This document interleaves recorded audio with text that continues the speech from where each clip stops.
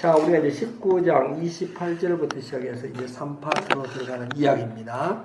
이 3파트에 들어가는 이야기를 하게 되면 처음 1파트부터 이야기를 잘 살펴보면 우리가 여러 번 얘기했지만 1장부터 4장까지는 이제 예비하심이라 볼 수 있겠죠.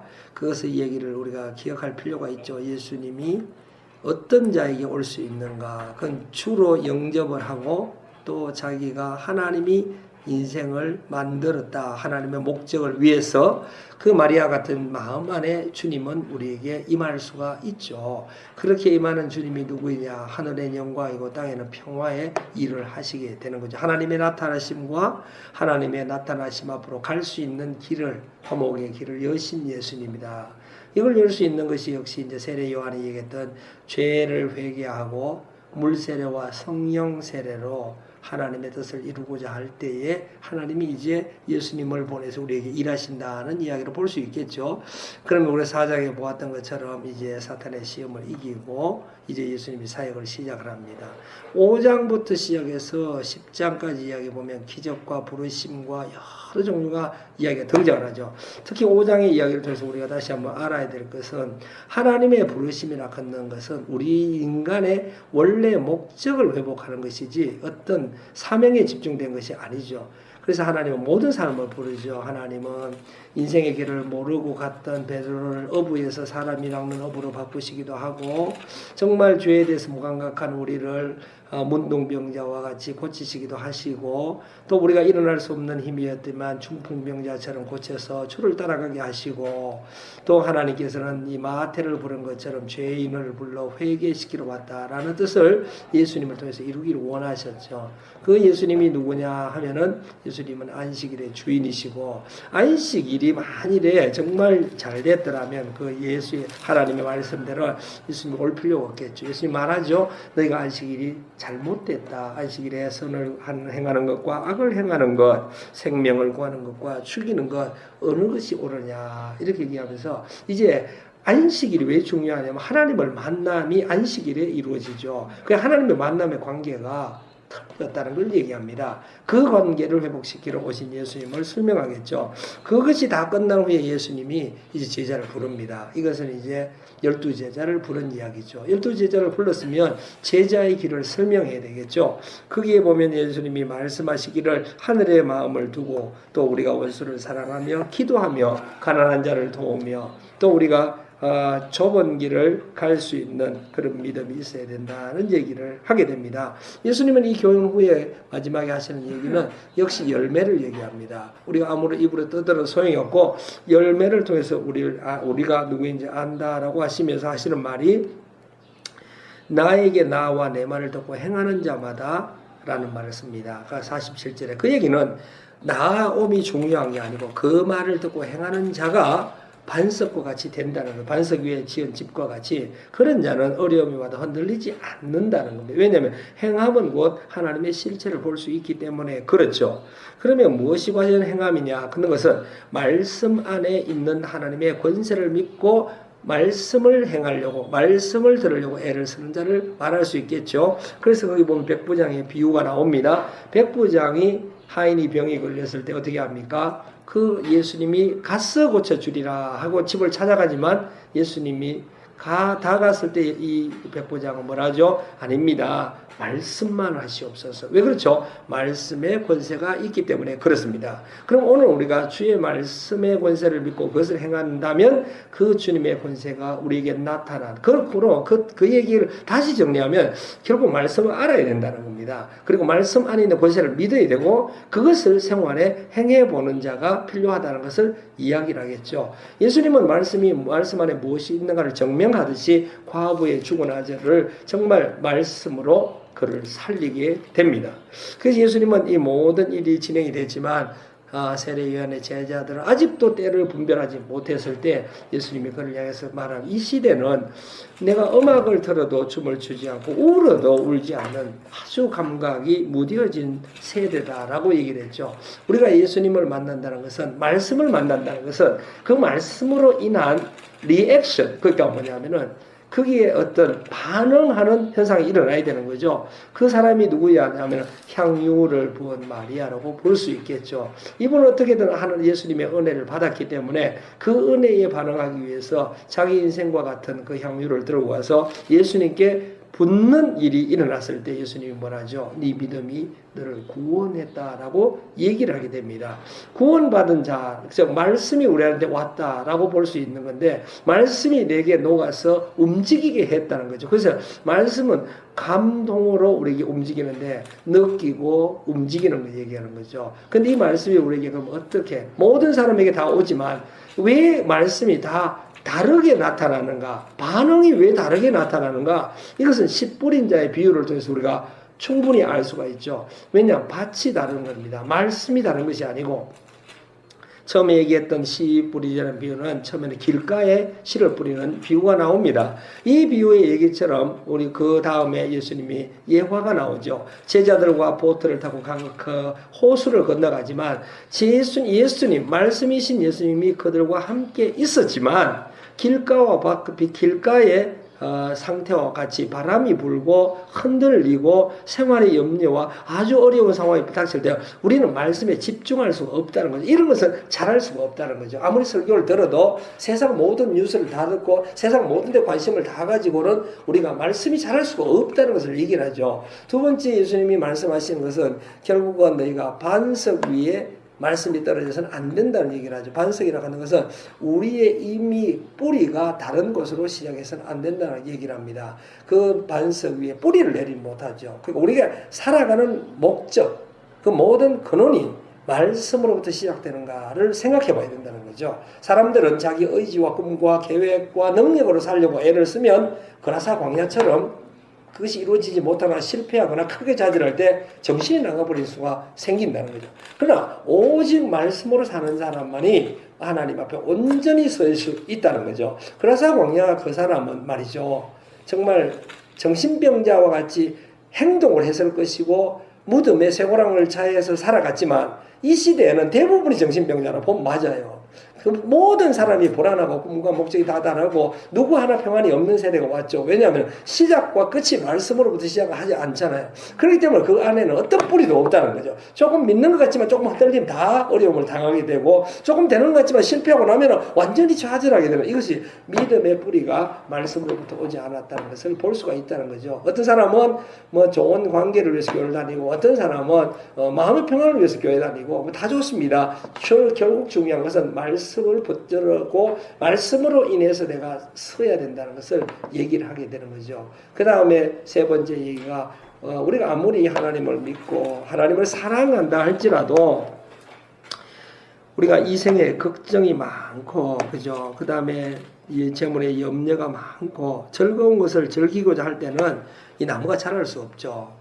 가시떨기까지는 자랄 수가 있는데 그 이상 희생을 할 수가 없는 거, 그 뚫고 나갈 수 없다는 겁니다.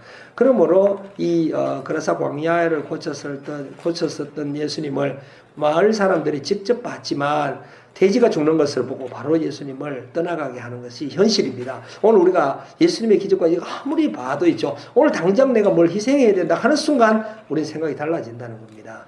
이제 좋은 밭이란 무엇이냐 하면은 예수님이 말씀하신 얘기 중에 야이로와 혈류병의 여인과 같죠. 거기에 보면은 40절의 말이 그들은 예수님을 기다립니다. 예수님을 기다릴 뿐만 아니라 예수님을 기대했다는 것이 굉장히 중요하죠. 물론 자기의 문제가 있어서 기대하고 기다리죠. 그러나 그 문제를 통해서 기다리고 기대할 때 주님을 만날 수 있다는 겁니다. 그 문제가 딸이 죽는 문제든 혈류병의 문제든 그것은 중요치 않다는 거죠. 어느 만큼 기다리고 기대하느냐에 따라 주님을 우리를 깊이 만나게 되죠. 그 얘기를 혈류병의 여인을 통해서 우리는 알 수 있게 되죠. 정말 어떻게 보면 이 여인은 오버한 믿음이었죠. 옷자락이라도 만지면 내가 나을 수 있다는 오버한 믿음이었지만 주님은 그의 믿음을 보고 그를 낫게 했다는 것이 굉장히 중요하다는 거죠. 우리가 예수를 믿을 때 기다릴 때 진짜 오버하는 심정으로 정말 감동으로 기다릴 수 있다면 정말 복된 인생이 아닌가 이렇게 볼 수 있는 거죠. 이 모든 것을 통해서 예수님을 알게 된 제자들에게 이제 예수님은 12제자를 파송하면서 세 가지 방향을 주죠. 귀신을 제어하는 능력을 주고 하나님 말씀을 선포하고 병든 자를 낫게 하라는 방향을 갖고 갑니다. 물론 이 방향을 두고 가서 말씀대로 행했을 때 놀라운 일을 보았습니다. 정말 귀신이 떠나가고 병이 낫고 말씀으로 회개하는 장을 보았죠. 그들이 너무너무 익사이팅해서 돌아왔고 기분이 너무너무 업되어 있었지만 예수님은 그들에게 뭐라고 합니까? 제자의 길이란 5,000명을 먹일 수 있는 먹이고자 하는 심정이 필요하다라고 시작을 합니다. 그때부터 제자의 책임에 대해서 강조를 하십니다. 우리가 제자의 누림을 강조하면 안 됩니다. 예수님 믿고 우리가 기도했지만 병이 나고 귀신이 쫓아나가다. 그건 당연한 겁니다. 그거는 예수님을 믿는 순간 권세와 능력이 임하기 때문에 주께서 주시기 때문에 현상적으로 일어나는 거죠. 그걸 자기처럼 하기 때문에 누리는 거예요. 우리가 하는 것이 아니라고 알아야 되고 우리가 가야 방향은 다른 방향입니다. 영혼을 살리고자 하는 마음인데 그것이 5,000명 앞에서 예수님이 대놓고 얘기하죠. 5,000명을 내가 먹이고 싶다. 어떻게 하면 되겠냐? 네가 먹일 생각이 있느냐? 너희가 먹여서 주라. 이렇게까지 얘기를 하는 거죠. 사람들은 뭐라죠? 돈이 없습니다. 그렇지만 예수님은 그들을 먹이게끔 합니다. 오늘 이것이 주님이 우리를 부르신 책임성을 강조하죠. 이 땅을 어찌든지 먹이고자 애쓸 때 하나님이 돕는다는 거죠. 그리고 우리가 어찌하든지 누구를 돕고자 할 때 내 능력밖에 하나님이 우리를 돕는다는 것을 주님은 제자들에게 가르쳤죠. 이제 두 번째 제자의 도의가 뭐냐면 너는 나를 누구라 하느냐. 관계를 날마다 리마인딩 해야 됩니다. 예수가 누구야? 그는 주이시오 그리스도라. 주와 그리스도. 내 인생의 주인이란 것이죠. 두 번째는 그리스도란 것은 그는 날 구원자라는 뜻입니다. 그는 내 인생의 주인이고 내가 죄로 죽어 있어야 될 상황 속에서 나를 살리셨다는 것을 잊지 않고 계속 리마인딩을 해야 돼요. 예수님이 누구야? 이걸 잊어버리면 딱 시험에 드는 겁니다. 예수님은 주요 그리스도라는 베드로의 한마디가 모든 관계성을 회복시킵니다.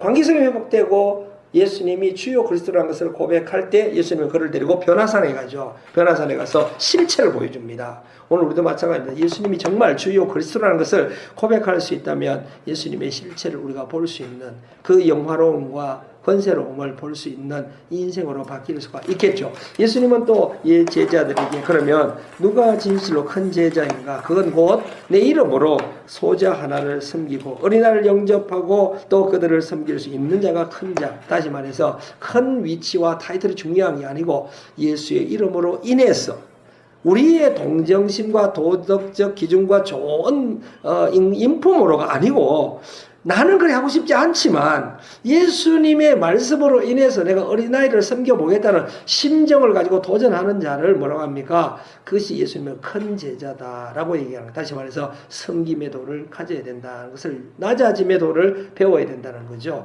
근데 많은 사람은 도울 수는 있어요. 그러나 그 사람이 원래 인간성이 그래 착하거나 혹은 돈이 많거나 뭐 그래서 도울 수는 있죠. 그런데 예수님이 말씀할 그 안에서 내 말을 기억해서 도와야 된다는 것을 내 이름으로 인해서 그러니까 예수님을 위해서 그 일을 할 수 있는 그런 믿음이 필요한 거죠. 그럼 이런 사람들이 곧 예수님을 따라갈 수 있느냐? 그렇지 않습니다. 57절 이후로 보면 많은 사람이 내가 곧 예수님을 따라가겠다 하지만 첫 번째가 뭐냐? 먼저라는 말이 등장합니다. 먼저 내가 가서 먼저 내가 이것을 이루고 그 다음에 얘를 주를 따라가겠다는 얘기는 이런 사람이 참 많아요. 어떤 사람이 이렇게 얘기합니다. 주님 내가 돈을 좀 벌고 주님 내가 좀 뭘 하고 그 다음 주님 내가 좀 인생을 좀 즐기다가 이런 사람은 쟁기를 손에 잡고 뒤를 돌아보는 사람이라는 거 이런 갈 수가 없다는 거예요. 그 하나님의 감동과 말씀의 부르심이 임했다는 건 지금 쟁기가 임했다는 겁니다. 그 감동이란 지금 움직일 수 있는 힘을 받았다는 거죠. 그 비전과 꿈을 받았다는 거죠. 그럼 어떻게 되죠? 앞을 봐야 된다는 거예요. 앞을 봐야 되는 거죠. 그래서 먼저 그의 나라와 의를 구하라는 말들이 이런 말들에서 시작되겠죠. 이제 예수님은 72명의 한글 버전에서는 70명이라고 나옵니다. 70명의 사람들을 다시 보냅니다. 그럴 때도 예수님은 그들에게 뭐라고 합니까? 권세와 능력을 주시면서 가서 말씀을 전하고 하나님 나라를 보게 만들죠. 거기서 거기 가서 정말로 하나님의 예수님의 이름으로 병을 고치고 또 하나님 말씀을 전할 때 이 사람들이 회개하는 것을 보고 돌아와서 이 70명이 17절을 보면 너무너무 기뻐합니다. 그 기뻐할 때 주님이 뭐라고 얘기를 합니까? 그걸로 해서 기뻐할 게 아니고 하늘에 네 이름이 기록된 것을 기뻐해라. 오늘 우리가 세상을 잘 못 살고 있는 것이 구원의 기쁨은 사라지고 그 일시적인 어떤 아주 그 짧은 뭐 복과 혹은 뭐 일이 잘 된 것 이걸로 우리가 뭐 아주 뭐 즐거워하기도 하고 힘들어하기도 하는데 아니고 하늘에 내 이름이 기록되어 있다는 그걸 매일 내 이름이 하늘에 있는 걸 보세요. 그걸 보고 기뻐해야 된다는 것을 주님은 이것이 성도의 길이라 하는 겁니다. 두 번째에서 예수님이 말하기를 거기 보면 10장 28절에 23절에 나오죠. 너희가 보는 이 하나님의 일이 지금 일어나고 있는 일이 지금 이걸 볼 수 있는 믿음이 있다는 것이 복되다는 것. 복이 딴 게 아니라는 것을 얘기를 합니다. 예를 들어서 유니언 비전 미션을 통해서 하는 일을 보면서 이걸 볼 수 있다는 것, 들을 수 있다는 것, 이것이 복되다는 것을 얘기를 합니다. 그런데 어떤 사람이 이 20장 25절에 보면 예수님을 쳐서 그러면 어떻게 영생이라 하는 것은 주님과 영원한 동행을 의미하는 거죠. 주님과 영원한 동행. 어떻게 영원한 동행을 할 수 있는가? 곧 선한 사마리아인처럼 살면 주님과 동행이 일어난다는 겁니다. 내가 내 타이틀과 내 핑계를 다 버리고 거기 보면은 제사장도 지나가고 레위도 지나가지만 이 사람들 각자 자기 이유로 인해서 이걸 거절하지만 선한 사마리아인이 이 사람을 도왔다는 것이 굉장히 중요한 거죠. 그 얘기는 오늘 우리가 긍휼한 마음으로 내 이웃을 돌아볼 때 그곳에 주께서 함께 하시기 때문에 그가 곧 영생의 길, 주님과 함께 갈 수 있는 사람이라는 뜻입니다. 영생을 우리가 죽어서 딸랑 죽어서 갑자기 영생으로 싹 들어가는 게 아니고 지금부터 죽고 저와의 동행이 영생이겠죠. 지금부터 영원히 주님과 가는 길이죠. 이 길을 갈 수 있는 길은 주님의 심정에 긍휼을 드리고 내 이웃을 살리고자 하는 마음이 있어야 된다고 주님은 이 사람들에게 얘기를 했다는 거죠. 자비를 베푼 사람이다 라고 얘기했던 거죠. 그 다음 예수님이 강조했던 것은 성도의 길 중에 가장 중요한 것은 마리아와 마르다의 고백처럼 마리아처럼 말씀을 듣는데 집중해야 된다는 것. 오늘 우리가 여러 가지 할 수 있습니다. 마리아는 음식을 준비하고 청소를 준비하고 테이블을 차리고 꽃병을 갖다 놓고 많은 걸 할 수가 있어요.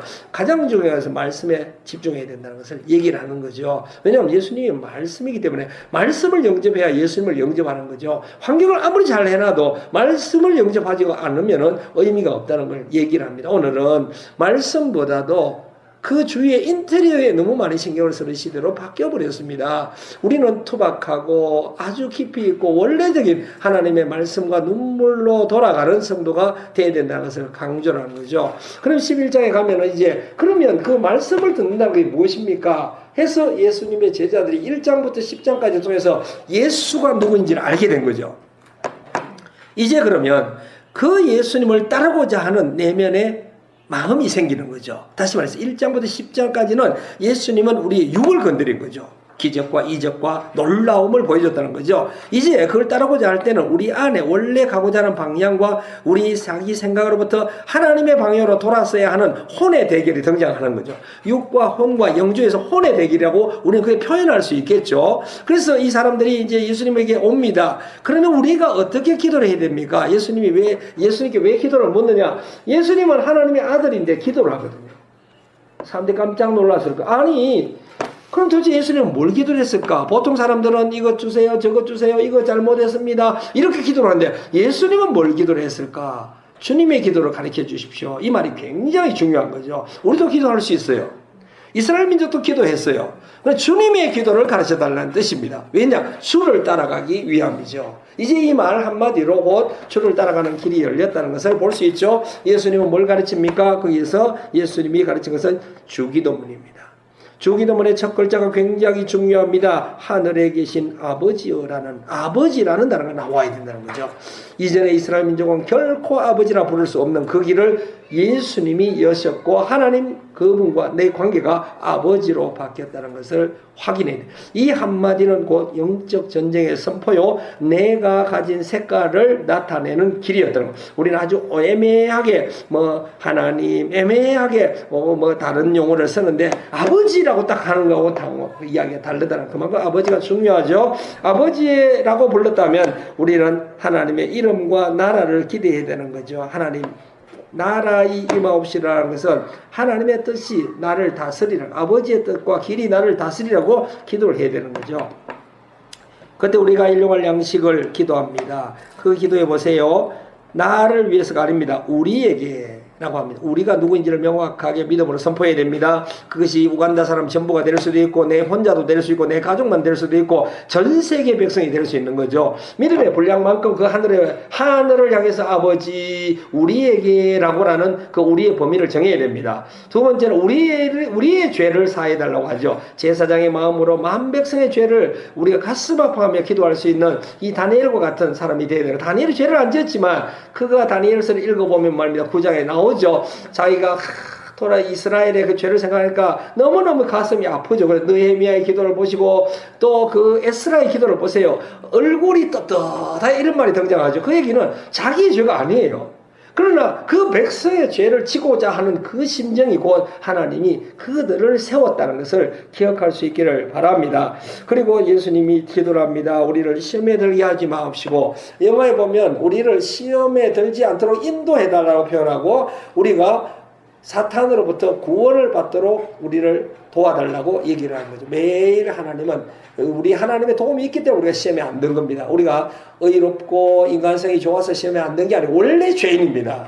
원래 가는 길은 전부가 죄를 향해서 백발백중 죄를 향해서 가는 길이었는데 그나마 주님의 긍휼이 우리를 간섭하고 있기 때문에 죄의 길을 안 가고 있다는 걸 알아야 되는데 사람들은 도덕적으로 자기가 훌륭하다고 생각하고 의롭다 생각하기 때문에 그래서 내가 오늘도 그나마 뭐 죄 안 짓고 이렇게 좀 폼나게 살았다 착각을 하는데 우리가 죄인이라는 것은 로마서가 분명히 얘기를 하는 거죠. 로마서 얘기는 하나님이 그 죄의 욕심대로 버려두었다는 표현을 써요. 버려두면 그냥 죄로 가게 돼 있는 거예요. 근데 그거를 육이 버려두지 않고 붙들고 있기 때문에 오늘 우리가 하나님의 은혜 안에서 죄를 짓지 않고 살고 있다는 것을 기억할 수 있기를 바랍니다. 그리고 사탄은 날마다 우리를 무너뜨리려고 애를 쓰죠. 그래서 우리가 날마다 기도해야 됩니다. 우리를 사탄의 권세로부터 구원해 달라고 늘 기도해야 되는 거죠. 하나님의 도움 없이는 우리가 사탄의 게임과 그 농락을 벗어날 수 없다는 걸 알아야 됩니다. 그러면 어떻게 기도해야 되는가? 우리가 이 참 부끄럼 없이 기도해야 된다는 거죠. 그 18장에 보면은 간청함이라고 표현하는데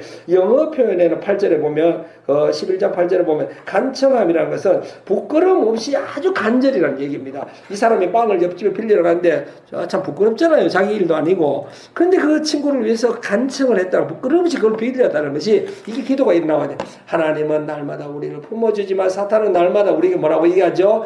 네 죄와 네 현실과 네 상황을 보라 하면서 자꾸 우리를 부끄럽게 만드는 거예요. 이걸 뭐 어떻게 만해? 네가 그러고도 네가 이러고도 이런 식으로 계속 얘기를 하는데 하나님 아버지입니다. 아버지 앞에 부끄러움 없이 기도합니다. 그래서 우리가 구하고 찾고 두드려야 됩니다. 구한다는 것은 기도를 해야 되겠죠. 목표가 분명해야 됩니다. 뭘 구합니까? 하는 것이 나와야 되는 거죠. 그 다음에 어떻게 되죠? 구했으면 줬다는 걸 믿어야 되는 거죠. 줬다면 어디에 와, 하나님이 주었다고 하면 어디에 와 있는가를 찾으려면 눈을 뜨고 봐야 되는, 기대를 해야 된다는 거예요.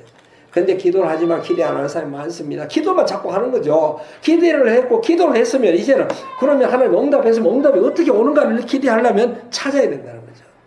선물을 보냈다고 하면 선물 어디 도착했는지, 우체국에 왔는지, 집 앞에 왔는지, 오다가 실종이 됐는지 찾아야 되는 거죠. 그걸 보냈다 하면 보냈네요 하고 앉아있으면 아무것도 얻을 수 있는 게 없다는 거예요. 찾아야 되는 거죠.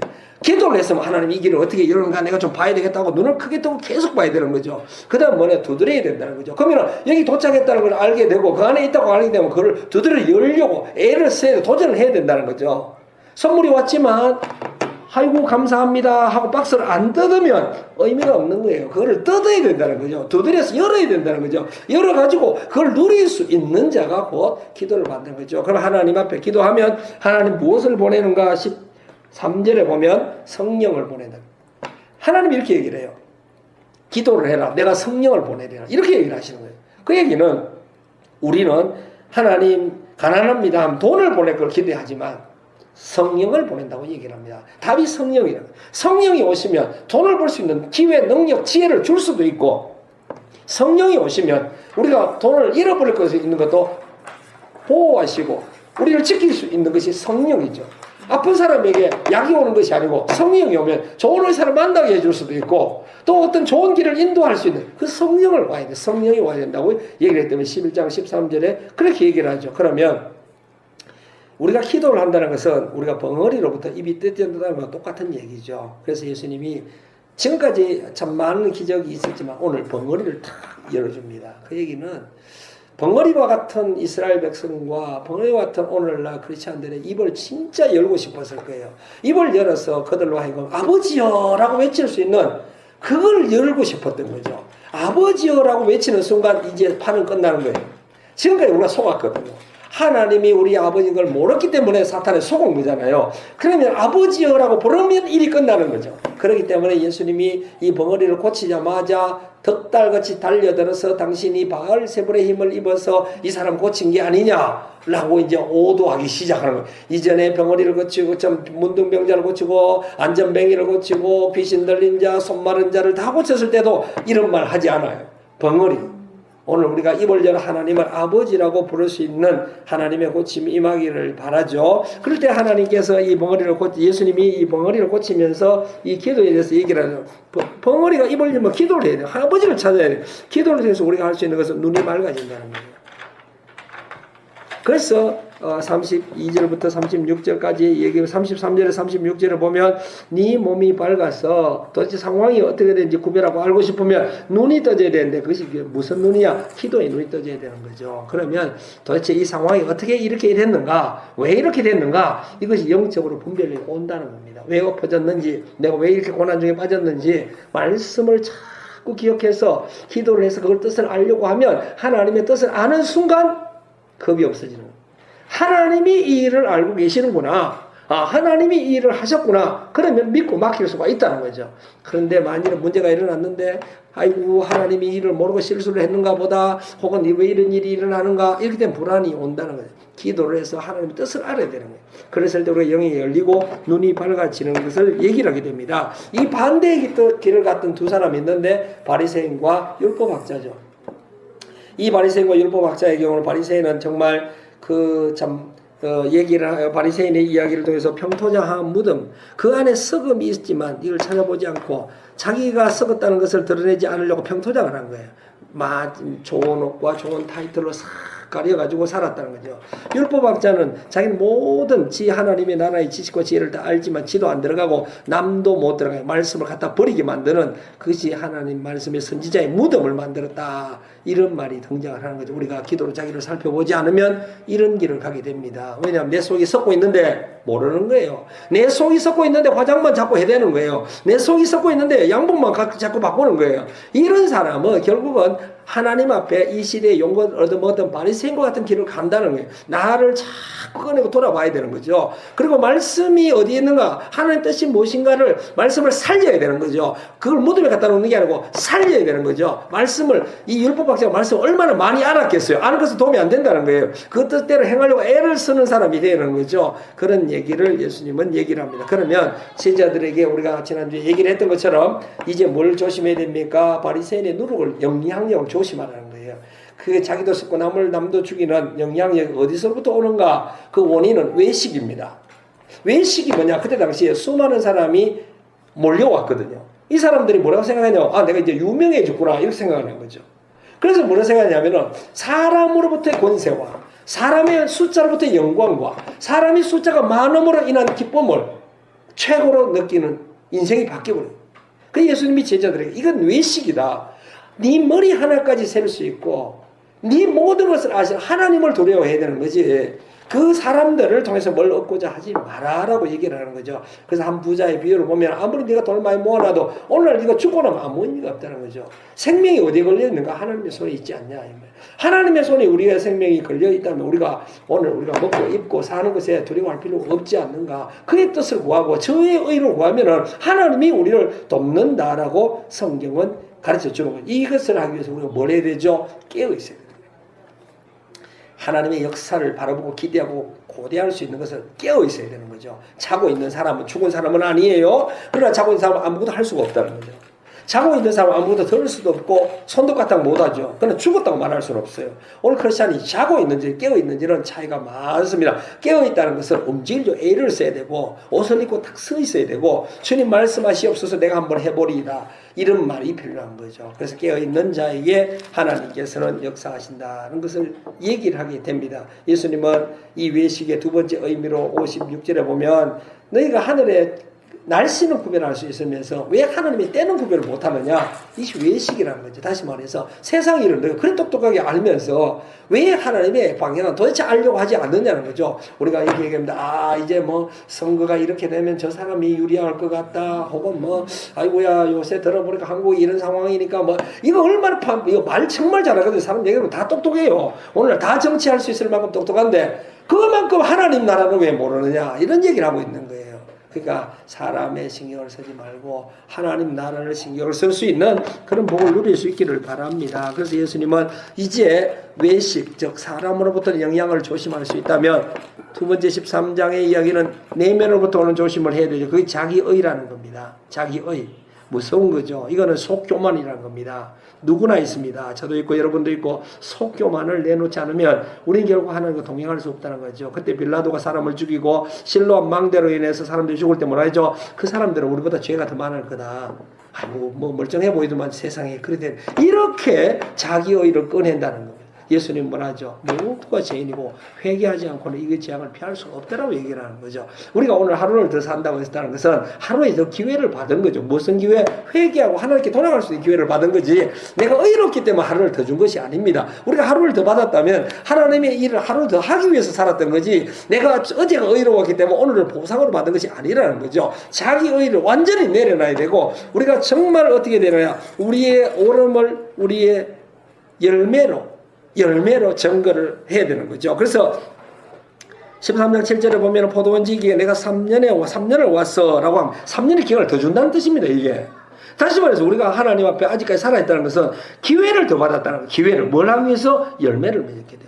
이 비유가 아주 인상적인 비유인데 처음에 왔을 때 아무것도 얻지 못했죠. 열이 나서 그걸 다 없애버리라고 하는데 한 번 더 기회를 주는 게 어떠냐 이렇게 얘기한 거죠. 그런 얘기는 지금까지 열매가 없었다면 이제 한 번 더 기회를 얻은 자로서 우리가 아주 경각하고 아주 정신을 차리고 하나님의 일을 가야 되는 것을 이 열매의 비유를 얘기를 하죠. 그래서 예수님은 그럼 왜 우리가 이 일을 통해서 외식하게 되는가 그런 부분을 얘기를 하죠. 이 외식이 얼마나 무서운가를 또 회당장의 이야기를 통해서 얘기합니다. 예수님이 안식일날 어떤지 사람을 고치는데 얼마나 좋아요. 근데 회당장이 너무나 열받았죠. 왜냐하면 오늘 안식일이라서 자기들의 법을 안 지켰다는 겁니다. 오늘 우리가 교회 안에서도 우리의 법으로 구원을 멸시하는 경우가 생길 수가 있다는 겁니다. 이게 교만이라는 거죠. 하나님의 법이 우선돼야 되는데 우리 유칙이 먼저 되는 거죠. 저도 가끔 목회를 하면서 이런 갈등이 많이 일어나요. 왜냐하면 의외의 상황이 발생을 하거든요. 모두가 순서대로 짝짝짝짝 프로그램화돼서 예배를 드리면 우리가 보기엔 은혜롭지만 하나님 보기엔 안 그럴 수가 있는 거예요. 지난번 어떤 사람이 우리가 예배 중에 일어나서 막 울었어요. 막 우는데 저도 난감하고 사람들도 난감한 거예요. 제가 설교를 하는데 갑자기 일어나서 막 울기 시작하는데 그 사람들 막 말려요. 그래서 제가 속으로 이걸 말려야 되는가? 설교가 중요하냐? 저 사람의 영혼이 중요하냐? 갈등을 할 수가 없는 거예요. 많은 사람을 생각하면 설교가 중요한 것 같고 내가 이렇게 열심히 준비해 왔는데 근데 갑자기 저 사람이 울어서 일이 안 되는 것 같이 느껴지지만 하나님 앞에 저 여인이 이 한 사람의 여인과 같은 심정이었다면 내가 회당장이 될 수는 없지 않는가. 한참을 기다렸어요. 다 울 때까지. 그럼 다 울고 앉더라고요. 그 다음 우리가 계속 설교를 했어요. 우리가 이 프로그램화된 예배에 너무 익숙해지다 보면 이 회당장이 돼가지고 우리의 의로 예배를 채우는 거예요. 내가 계획한 대로 딱 되면 오늘 잘했어요. 그죠? 하나라도 틀리면 이렇게 되는 거예요. 그래서 교만과 의락하는 건 무서운 겁니다. 왜냐? 이게 이미 익숙해졌기 때문에 그 더욱더 무서운 거죠. 그래서 예수님은 이 정말 자기 의로부터 벗어날 수 있는 길을 설명하시는 것 중에 하나가 겨자씨가 되어야 되는 거죠. 겨자씨란 자라나서 남을 도울 수 있는 인생이 되어야 되는 거죠. 내 혼자 믿노라 하는 것이 아니고 작은 씨앗이 자라나서 그 그늘과 가지에 곁드는 새와 모든 짐승들을 포용할 수 있는 자라남이 있어야 되고 누룩과 같이 정말 밀가루에 들어가서 자기를 희생을 해서 밀가루를 부풀어서 부드럽게 만들 다른 사람의 눈물과 아픔으로 들어가려고 애를 쓰고 거기서 나가 사라지고 그분들이 풍요와 즐거움과 안식을 누릴 수 있는 사람이 곧 이 누룩과 같은 비유를 하죠. 이런 사람에게는 자기의가 없다는 겁니다. 다시 말해서 이기주의적인 삶이 아니라 믿음의 이기주의를 버리고 믿음의 이타주의로 가야 되나. 다른 사람을 위한 내 믿음으로 돌아서야 되지 않는가. 예수님은 얘기를 하겠죠. 이런 말들을 예수님은 좁은 길이라 얘기를 하게 됩니다. 그리고 우리가 주 앞에서 아무리 듣고 먹고 마셔도 말씀을 대로 행하지 않는 자를 행악하는 자라고 얘기하거든요. 그러므로 우리가 영적으로 매주일 우리가 행악하고 있지 않는가 돌아봐야 됩니다. 말씀을 듣고 행해야 된다는 거죠.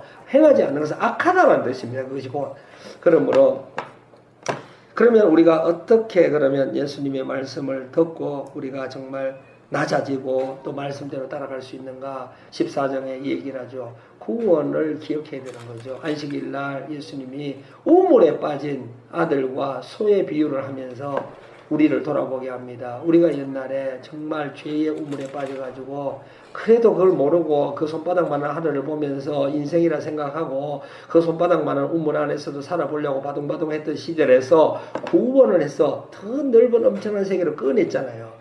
이 구원하신 예수를 기억할 수만 있다면 우리는 낮아질 수가 있죠.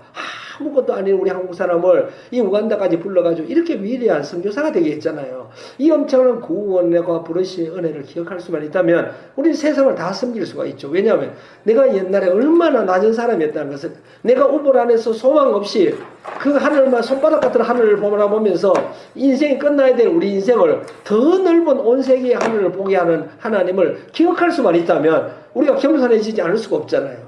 그렇기 때문에 예수님은 이 말을 가지고 너희가 겸손해야 된다. 겸손해지는 가장 중요한 원인은 겸손하지 않으면 하나님의 부르심에 우리가 응답을 못하는 겁니다. 그래서 큰 잔치의 비유라는 것이 나오죠. 거기 보면 이 잔치에 사람을 초청할 때 세 사람들이 똑같이 거절합니다. 밭을 샀어요. 소를 샀어요. 결혼을 했어요.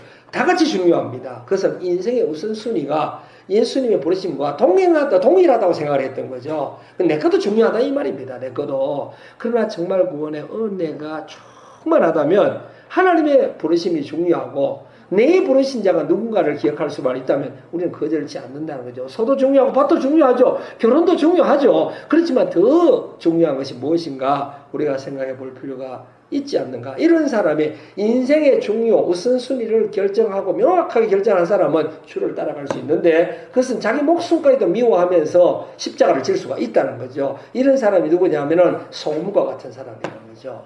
소금이 맛을 잃는다는 뜻은 크리스찬이 구원의 은혜를 잊었다는 것입니다. 모양도 색깔도 크기도 똑같지만 거기는 아무 맛이 없다는 거죠. 우리가 구원의 은혜를 잃어버리면 아무 맛이 없다는 걸 알아야 됩니다. 찬송을 하고 헌금을 드리고 성경을 묵상하지만 옆 사람이 그 인생을 보면 아무 맛이 없다는 거죠. 그러나 구원의 은혜와 감격이 충만하면 모든 사람이 나를 통해서 하나님의 구원을 누릴 수 있다는 것을 설명하고 있죠. 그래서 이 15장에 보면은 이제 이런 사람이 주께 돌아왔을 때 주님이 얼마나 기뻐하시는가. 잃어버린 한 양을 찾고 잃어버린 동전을 찾는 것처럼 예수님은 뭐라죠? 정말 돌아와 하나님 앞에 올 때 그렇게 기뻐한다. 그러면 왜 우리가 떠나가게 됐는가를 한번 생각해 봐야 되는 거죠. 그것은 다른 것을 믿었기 때문에 떠나갔다는 거죠. 그것이 탕자의 비유죠. 두 아들이 있었는데 두 번째 아들이 떠나간 이유는 돈을 믿었죠. 어떻게 돌아옵니까? 모든 걸 잃고 스스로 돌이켜라는 말이 있습니다. 거기 나옵니다. 17절에 그거 말해 다시 말해서 영어로 말하면 그의 감각이 살아나서라고 얘기를 하는 거죠. 뭐에 대한 감각이 죄에 대한 감각이 살아날 때 돌아올 수 있습니다. 그래서 이 사람이 스스로 돌이켜 하늘과 아버지께 죄를 지었다는 것을 고백합니다. 우리가 육축에 돌아올 수 있는 유일한 길이 있는데 어떤 터칭이 와가지고 감각이 살아가지고 성령의 감동이 와서 감각이 살아가지고 내가 죄의 길로 갈 수 있었고 갔었구나 라는 것을 깨닫는 순간 돌아올 수 있다는 거죠. 그럼 돌아올 때 어떻게 돌아와야 됩니까? 이 사람이 뭐랍니까? 품꾼의 하나로 돌아옵니다. 겸손하게 돌아와야 되는 거죠. 주장을 하고 요구를 하지 않고 겸손하게 돌아올 때 아버지는 모든 걸 회복시켜 준다는 겁니다. 큰아들은 집을 떠나지는 않았지만 마음을 떠났죠. 예수님은 이 비유를 통해서 마음과 몸이 하나님 앞에 겸손으로 돌아와야 되는 것을 강조하죠. 그럼 돌아올 때 우리가 알아야 될 한 가지는 16장 13절에 말이죠. 두 주인을 섬길 수 없다는 결심을 가지고 돌아와야 되는 거죠. 그것은 곧 재물과 하나님이라고 명확하게 얘기를 하면 어떤 변명도 안 돼요. 재물과 하나님이라는 거죠. 이건 평생 가는 시험이죠. 만몬과 하나님이라고 하는 거죠. 그래서 우리가 하나님만으로 섬기겠다고 결심하고 돌아와야 되는 거죠. 그럼 이 돌아오는 비유를 하나님과 재물의 그 섬김의 비유로 나사로가 등장합니다. 부자는 재물을 즐겼죠. 그리고 이제 지옥을 갔다는 거죠. 그래서 그가 하나님 앞에 얘기를 합니다. 그 나사로를 보내서 우리 가족을 구원해달라고 할 때 하나님이 얘기합니다. 구원은 오직 모세와 선지자로만 일어날 수 있다. 그게 말씀이라는 거죠. 나사로가 간정을 해서가 되는 게 아닙니다. 말씀을 듣고 돌아와야 된다는 거예요. 말씀을 듣고 우리가 스스로 돌이켜 이것이 잘못됐구나. 내가 죄의 길을 가고 있었구나. 그래서 스스로 돌이켜 돌아오는 자만이 진실로 돌아오는 겁니다. 어떤 사람은 다른 사람 간정을 듣고 나도 저 길을 가면 축복을 받는구나 해서 돌아오고 나도 저 길을 가면 병을 낫는구나 해서 돌아올 수 있는 길이 아니라는 거예요. 하나님의 말씀으로 우리가 죄를 깨닫고 하나님 앞에 죄를 또 회개하며 돌아올 수 있는 자, 그가 곧 하나님께 돌아온 자라고 해서 하나님은 얘기를. 그러면 말씀으로 돌아온다는 뜻이 무엇인가? 그것은 곧 말씀의 행함이라는 거죠. 그래서 17장에 보면 그 내 형제를 용서하기를 하루에 7번씩 똑같은 죄를 지어도 회개하면 용서해라. 그 사람들 말이죠. 불가능합니다. 이렇게 얘기하는 거예요. 왜냐하면 말씀으로 돌아오는 말씀을 행해봐야 되는데 행하고자 하는 마음 자체가 이미 부정적 생각으로 가득 차서 뭐라죠? 예수님이 한 번 용서해라 했으면 해보겠습니다 했겠지만 7번씩 똑같은 죄를 짓는데 어떻게 그게 가능하겠습니까? 이렇게 부정적인 생각이 보는데 충만하다는 거죠. 그 얘기가 뭐냐면은 이 6절에 보죠. 네가 믿음이 겨자씨만한 말만 이 마음만 있어도 저 뽕나무에게 명하여 바다로 옮겨라 해 옮겨진다는 거예요. 그 얘기가 뭐냐? 네 결심이 중요하다는 거예요. 믿음의 결심이. 이 뽕나무가 곧 우리의 부정적인 생각이라는 거죠. 안 된다는 생각을 가지고 말씀을 듣기 때문에 안 되는 거예요. 나도 한번 해봐야지. 7번 아니라 700번이라도 해보라면 한번 해봐야지 라는 생각을 하려면 뽕나무를 갖다 버려야 되는 거예요.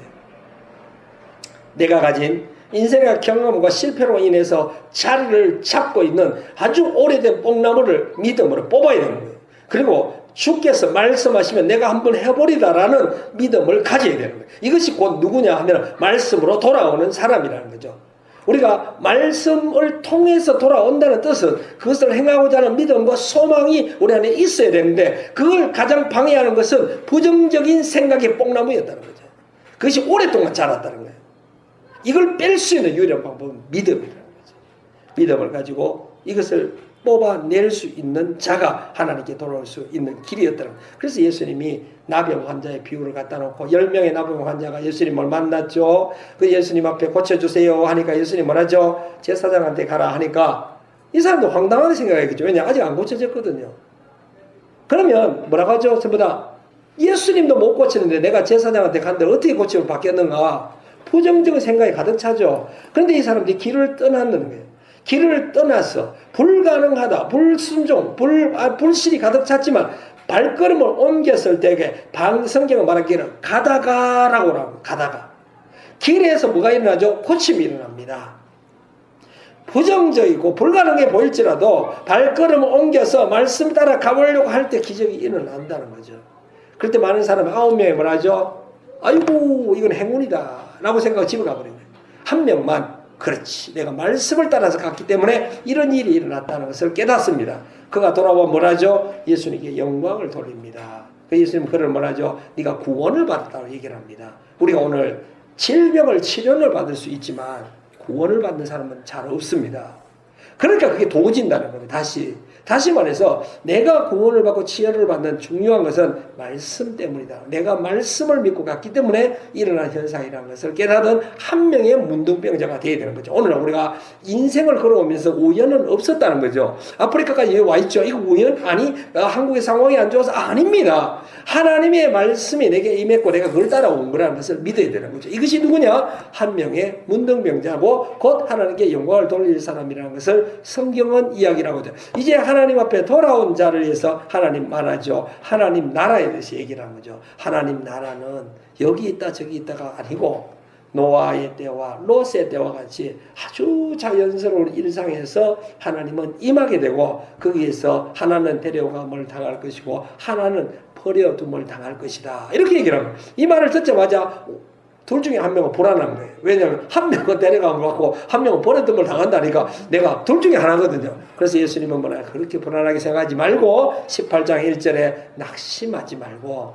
너희가 기도하라 이렇게 얘기를 하는 거죠. 말세를 준비하는 우리의 마음은 데려가고 남는 것은 하나님의 주권입니다. 믿음으로 기도를 해야 되고 낙심하지 않고 기다리면 다 하나님이 선히 우리를 인도한다는 겁니다. 그래서 과부의 기도처럼 그 재판관이 불의하잖아요. 절대 안 들어주는 사람인데 그 재판장을 끊임없이 찾아갑니다. 어떻게 찾아가죠? 모든 사람이 가지 마라, 안 된다, 가지 마라, 소용없다, 가지 마라, 소용없다. 이걸 이겨내야 될 수 있는 거죠. 우리가 기도할 때 사람들이 뭐라죠? 소용없다. 아무리 해봐도 소용없다. 또 내 자신이 스스로 생각해도 소용없다. 아이고 내가 이렇게까지 해봤는데 아니 그것을 극복하고 계속 찾아가서 그 답을 얻는 기도가 진짜 기도라는 것을 얘기를 하고 뭐라고 하죠? 세리와 바리새인의 기도처럼 우리 날마다 죄를 고백하며 겸손하게 기도할 때 하나님이 우리의 기도를 가까이 들으신다는 거죠. 이럴 때 우리 마음이 어린아이와 같이 맑아진다는 거예요. 그래서 하나님 말하지요. 천국은 이런 어린아이가 들어갈 수 있는 곳이다. 그 얘기는 누구든지 순진하게 하나님의 말씀을 듣는 자, 그걸 행하는 자가 천국을 간다는 거죠. 그때 부자가 옵니다. 이 부자가 뭐라죠? 나도 영생을 얻고 싶습니다. 예수님이 말합니다. 말씀대로 살아라. 그가 말하기를 그렇게 살았습니다. 그러면 재물을 팔아서 다 나눠주라. 못합니다. 부자란 뜻을 다시 생각하면 성경에 말하죠. 영어 버전에 말하기 어떻게 킹제임스 버전에 말하기를 돈을 의지하는 자라고 분명하게 설명합니다. 얼마 이상의 부자가 아니고 아주 작은 돈을 가지고 있어도 그 길을 아주 목숨같이 소중히 여기는 사람을 우리는 구두쇠라고 부르죠. 그죠? 이런 사람은 천국을 갈 수 없다는 겁니다. 돈의 권세는 하나님으로부터 왔다는 것을 얘기를 합니다. 결국 이 사람은 하나님의 말씀, 영생의 말씀이 왔지만 행하지 못했기 때문에 들었지만 그것은 영향력을 못 미칩니다. 이제 주님은 예루살렘을 가면서 이제 마지막 삭개오라는 부분이 등장합니다. 요전에 예수님이 뭘 하냐면은 그 맹인의 눈을 뜨게 해주는 사건이 등장합니다. 정말 예수님은 우리의 영적 눈을 떠서 하늘나라의 뜻을 보여주고 싶었을 겁니다. 맹인이 얘기를 하죠. 예수님 말합니다. 네가 원하는 게 뭐냐? 부자가 되고 싶냐? 건강하게 되고 싶냐? 결혼하고 싶냐? 아니 나는 포기를 원합니다. 당연히 맹인이 보고 싶겠죠. 그죠? 그렇지만 맹인이 된 사람도 보고 싶다고 말하지 않는 사람이 수두룩해. 왜냐하면 볼 수 없다는 걸 믿고 있기 때문에. 난 맹인이라는 걸 너무나 각인했기 때문에. 그러나 보고 싶다는 소망 하나만 있어도 하나님 우리의 눈을 뜰 수 있다는 거죠. 하나님 내가 아버지의 뜻을 알고 싶습니다라고 고백을 해야 되고 하나님의 뜻을 알고 싶기 때문에 내게 성령을 부어서 성경을 알게 해주십시오라고 간절히 기도할 때 하나님 보게 해줄 수 있다는 것을 얘기하는 거죠. 이제 예수님은 정말 이 한 사람 삭개오를 찾아 나서죠. 19장에 보면 삭개오는 아주 재밌는 사람이죠. 이 사람도 세리였다는 것은 돈을 사랑했고 돈 벌기 위해서 세리가 됐을 거 아니에요. 그리고 그 사람 부자였죠. 그런데 예수님이 만났을 때 삭개오가 예수님이 어떤 말 하지 않은데 그는 일어서서 이렇게 얘기를 합니다. 내가 재산의 절반을 팔아서 가난한 자에게 주고 만일에 누구 것을 뺏은 게 있다면 4배를 갚겠다고 얘기를 합니다. 이게 무슨 뜻이죠? 내가 주님 말씀한 대로 한번 해보겠습니다. 이런 뜻입니다. 왜냐하면 이 마을이 작기 때문에 주님이 저쪽에 가서 어떤 말을 했는지 이 사람들 다 알죠. 왜냐하면 이 부자 청년하고 세리하고 아마 친했을 수도 있죠. 와서 그분이 그렇게 얘기했다. 참 내가 정말 할 수가 없더라. 이렇게 말했을 거예요. 그래서 이 삭개오는 내가 예수님을 만나면 나는 한번 해봐야지. 이렇게 된 이야기일 수도 있다는 겁니다. 오늘 우리도 마찬가지인 거예요. 수많은 사람 예수의 말을 들었잖아요. 청년처럼 뭐라 하죠? 아이고 그 할 수 없는 얘기를 하더라. 성경에 보면 따라갈 수 없는 얘기를 하더라. 그래서 삭개오가 나와야 돼요. 내가 한번 해보겠다고.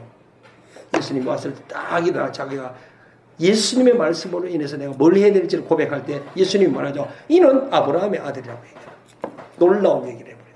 누가 아브라함의 아들이냐? 그가 곧 그 말씀을 행하고자 하는 사람이 아브라함의 자손이라는 겁니다. 그리고 구원이 인어한 것은 당연한 얘기죠. 그래서 예수님이 말하죠. 인자가 온 것은 잃어버린 자를 찾아 구원하려 왔다. 잃어버렸다는 것은 방향을 깨닫으면 즉시 돌아가야 되는 거예요. 방향을 알려줬는데도 안 돌아가는 사람이 있어요. 그 사람 잃어버리지도 않았고 찾아올 수도 없는 사람이에요. 예수님의 말씀을 통해서 우리를 잃어버린 길로부터 돌아오게끔 자꾸 말씀을 통해서 경각시키고 깨닫게 하고 터칭을 하고 우리에게 만지심을 하지만 아무 감각이 없다는 거죠. 돌아갈 생각도 안 하고 돌아갈 이유도 모르는 사람에게는 예수님을 만날 길이 없다는 거예요. 삭개오를 향해서 하신 말씀. 인자가 오신 것은 잃어버린 찾아서 돌아가요. 오늘 우리 말씀을 통해서 우리가 잃어버린 길로부터 하나님의 목적으로부터 멀어졌던 것으로부터 우리가 돌아가고자 하는 소망이 있을 때, 결심이 있을 때 주님은 우리를 만나신다는 겁니다. 예수님을 찾고자 하는 사람 수많은 사람이 있지만 그 목적이 다 다르다는 거죠. 그저 뭘 얻을까? 병이 나을까? 그런 것을 찾는 게 아니라는 거예요. 원래 하나님 목적대로 돌아가야 된다는 거죠. 그럴 때 예수님은 열 머나의 비유를 통해서 말씀하시죠. 이제 돌아왔다면 뭘 해야 되느냐? 하늘만 보고 앉아있고 죽기까지 기다리는가? 아닙니다. 네가 가진 탤런트, 재능과 능력과 재물을 통해서 사업을 해서 하나님 나라를 확장해라, 이런 얘기를 하거든요. 그 얘기는 네 인생 모두를 인베스트, 투자를 해서 말입니다. 하나님 나라를 확장하는 것이 곧 27절에 말하기를 내가 왕됨을 인정하는 것이라는 거죠. 하나님 나라를 확장하지 않는다는 것은 내가 예수님이 내 왕이 되는 것을, 예수님이 이 땅에 왕이 되는 것을, 하나님 나라가 확장되는 것을 내가 원치 않는 사람이라는 뜻입니다. 다시 말해서 내가 혼자 잘 먹고 잘 난다는 것은 하나님 나라가 확장되기를 원하지 않는다는 뜻입니다. 내가 무엇을 받든 어떻게 했든 하나님 나라 확장을 위해서 그걸 투자하고 그것을 위험하지만 도전할 때 그 뜻이 뭐냐? 예수님이 왕됨을 내가 인정한다는 뜻입니다. 왕으로 오실 예수님 인정. 입만 살아서 왕이신 예수님을 외치지 말고 우리가 진짜 내 삶 속에서 인생의 모든 재능을 통해서 하나님 나라를 확장시키는 방법이 뭔가? 어떻게 하면 주의 나라가 확장될 수 있는가? 그것을 지금으로부터 행할 수 있는 자를 주님이 찾는다. 이런 자를 위해서 주님이 뭐라죠? 예루살렘을 가신다는 거죠. 왜냐하면 예루살렘을 통해서 구원의 길, 곧 하나님의 그 영광을 만날 수 있는 길을 여신 길이 곧 십자가의 길이죠. 이제 3파트에서 등장합니다. 이제 이 파트 11장부터 19장까지 얘기를 통해서 여러분의 혼과 마음과 생각의 갈등 엄청나게 많죠. 이거를 넘어갈 수 있어. 이제 주를 따라가고자 하는 자에게 주께서 여는 것이 구원의 길이라는 겁니다. 예수님이 이게 필요 없다면 이런 얘기 할 필요가 없어요. 그냥 십자가에 죽으면서 이걸 믿으면 구원을 받는다. 얼마나 단순했겠어요. 아닙니다. 전인적인 구원이라는 거죠. 인스턴트 구원이 아니라는 거예요. 갑자기 믿어가지고 구원을 받는 게 아니고 내 육신이, 내 육과 그 뭐죠? 혼과 영이 모두 하나님 앞에 돌아와야 된다는 거죠. 내가 누구를 보고 기적과 능력과 이적을 보면서 우와 해야 되고, 하나님 말씀을 듣고 내 마음에 갈등을 많이 해가지고 결국 그걸 모든 걸 이기고 삭개오처럼 내가 말씀으로 살아봐야지 결심을 해야 되고, 결심, 혼이죠. 이제 내 영에 찾아온, 내 인생에 찾아오신 주인 되신 예수를 만나려고 애를 쓰는 자에게 일어나는 것이 십자가의 길이라는 거예요. 누가 보고 굉장한 책이죠. 이걸 이렇게 설명할 사람은 거의 없다는 거예요. 그 예수님이 이제 예루살렘을 가면서 이제 영을 만지는 거예요. 영이라 하는 것이 뭐냐 하면은 예수님이 영이시죠. 그죠? 그렇기 때문에 뭐죠? 예수 육신은 맞죠. 우리도 마찬가지죠. 우리 영적인 사람이라 하는 것은 이제 영의 주인이 누구인가를 시작하는 거죠. 예수님이 예루살렘을 들어가면서 뭘 시작하죠? 나귀를 탑니다. 갑자기 다리가 아픈 것도 아닌데, 물론 구약에 설명을 다 해놨죠. 이런 일이 일어날 거라는 거를. 그죠? 구약을 이루기 위해서 한 것이 아니라 이 일을 구약에서 예언했다고 볼 수도 있는 거죠. 예수님은 왜 나귀를 탔는가? 예수님은 이런 말을 합니다. 내가 그것이 필요하다. 주가 쓰시겠다라고 얘기를 해요. 하나님이 쓰시겠다고 말을 안 하고, 내가 쓰겠다고 말도 안 하고, 주가 쓰시겠다고 얘기를 하는 거죠. 다시 말해서 우리 영에 들어오신 예수님은 내가 너를 쓰겠다라고 얘기를 하는 거죠. 그러면 예수님이 나를 쓸 수 있나요? 못 씁니다. 예수님이 나귀를 탈 수 있었나요? 못합니다. 왜요? 나귀가 묶여 있었다는 겁니다. 이걸 풀지 않으면 안 되는 거예요. 어떻게 풀 수 있죠? 예수님이 똑같이 얘기했죠. 누가 물어보거든 주가 쓰시겠다고 하라. 다시 말해서 예수님이 내 영혼을 인도하시고 사용하기에 가장 기본은 주라는 단어가 등장해야 된다는 거죠. 자, 이 말을 알기 위해서 우리는 창세기를 잠깐 볼 수가 있어야 됩니다. 창세기 1장에 가면 하나님이 세상을 만들었다고 얘기를 합니다. 그죠? 창조가 나옵니다. 그죠? 2장까지 2장 4장까지 창조에 대해서 나오죠. 그죠? 그 창조가 시작되는 하나님을 설명할 때 영어는 뭐라고 생각해요? God이라고 딱 적어놨어요. 전부 다 God입니다. 2장 4절 이후로 딱 넘어가면 뭐라고 적어놨죠? 그때부터는 God이 아닙니다. 자, 이 말은 여러분 찾아봐야 됩니다. 자, 2장 4절 이후로 하나님을 설명할 때는 뭐라고 해놨죠? God이 아닙니다. 1장은 전부 다 God입니다. 2장은 God이 아닙니다. The Lord God입니다. 주인 대신 하나님이라는 뜻입니다. 다시 말해 1장은 여호와라고 하면은 2장은 주 여호와라는 뜻입니다. 왜냐하면 본인이 만들었잖아요.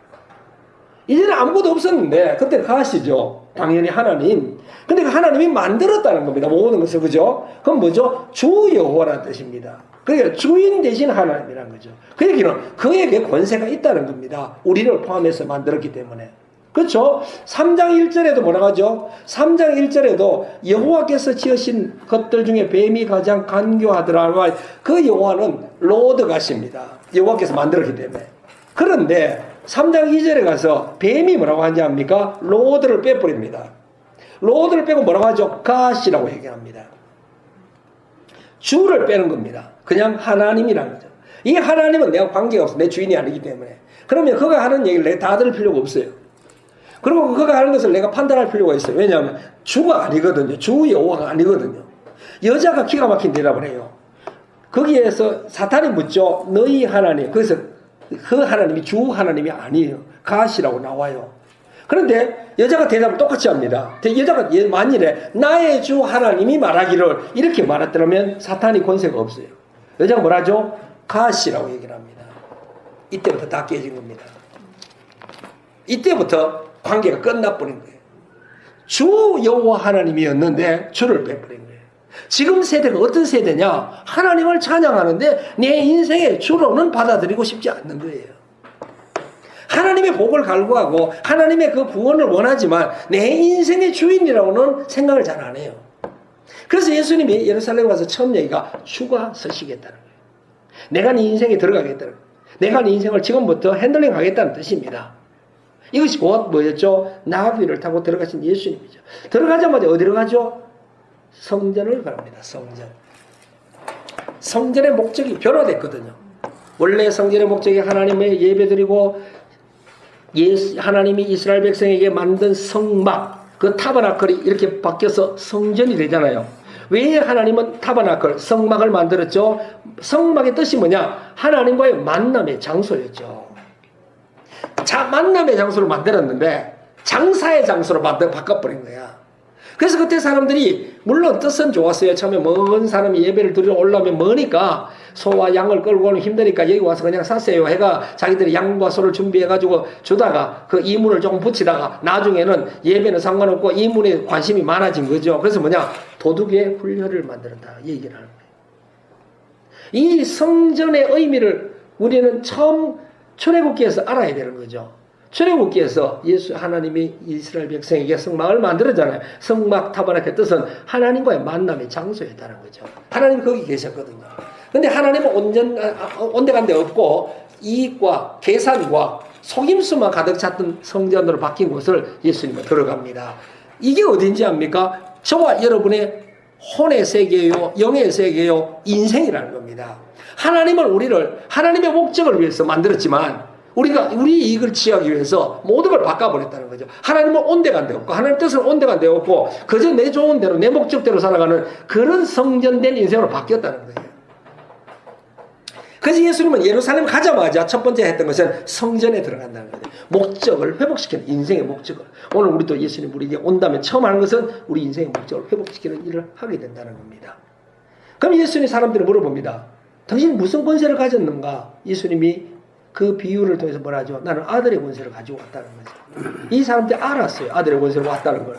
그러면 그걸 인정하면 어떻게 되죠? 포도원 농부들이 생각하기를 우리 모든 걸 뺏긴다 이거예요.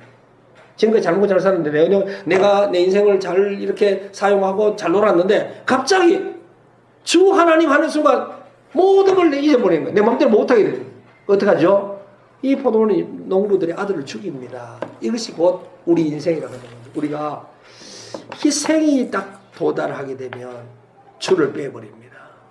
유혹이 빠지면 주를 빼고 하나님이라고 얘기를 합니다. 하나님이라고 부른다는 뜻은 그와 내가 판단할 수 있고 내가 꼭 그 하나님의 뜻을 갈 필요가 없다는 독립적인 개체로 쓸 수 있다는 거죠. 주, 로드 하나님이라고 부르는 순간은 그 말이 나올 수가 없는 거죠. 그러니까 여자가 그것을 갓이라고 표현했다는 것이 굉장히 무서운 얘기죠, 실제로는. 그래서 계속해서 이 얘기를 들어보면 예수님은 이제 이 성전을 정화시키고 무슨 권세로 이것을 왔나? 아들의 권세로 오죠. 두 번째는 무슨 권세로? 우리 인생의 모든 재물의 권세를 가지고 있습니다. 사람들은 물어봅니다. 이것이 가이사의 것입니까? 하나님의 것입니까? 얘기를 하죠. 가이사의 것은 가이사에게, 하나님 것은 하나님. 네가 가이사의 덕을 봐서 이 제도와 이 정부의 시스템에서 돈을 벌었으면 세금을 내야지. 만일에 하나님의 은혜 안에서 돈을 벌었다고 느끼면 하나님 앞에도 세금을 내야 된다. 이런 뜻을 얘기를 하는 거예요. 그러니까 하나님의 권세가 어디까지인가를 우리에게 설명을 하고 있는 거죠. 우리 모든 권세를 가지고 있는 예수님이 오셨다. 그 예수님은 이제 사도계인을 향해서 얘기를 하죠. 천국에 대해서 얘기를 합니다. 사람들이 천국을 모르고 막 떠들어댄 거예요. 한 여자가 결혼을 7번을 했는데 나중에 천국을 가서 누구의 아내가 되겠냐. 예수님이 이렇게 얘기합니다. 하나님은 죽은 자가 하나님이고 산자의 하나님이라는 거예요. 이게 산자의 하나님 뜻이 뭔지 압니까? 하나님 앞에는 모두가 살아있다는 거죠.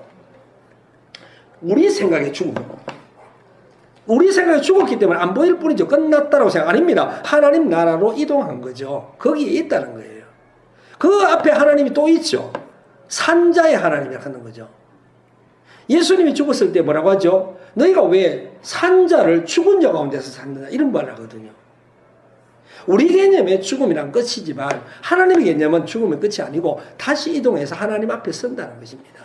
그러니까 우리가 하나님 예수님이 이 말씀하신 것은 하늘나라의 권세를 하나님 나라를 상황을 아는 예수가 왔다는 것을 의미하겠죠. 이제 그런 예수님은 과부와 헌금을 드리는 부자의 헌금 바구니 앞에가 서 있습니다. 놀라운 얘기죠.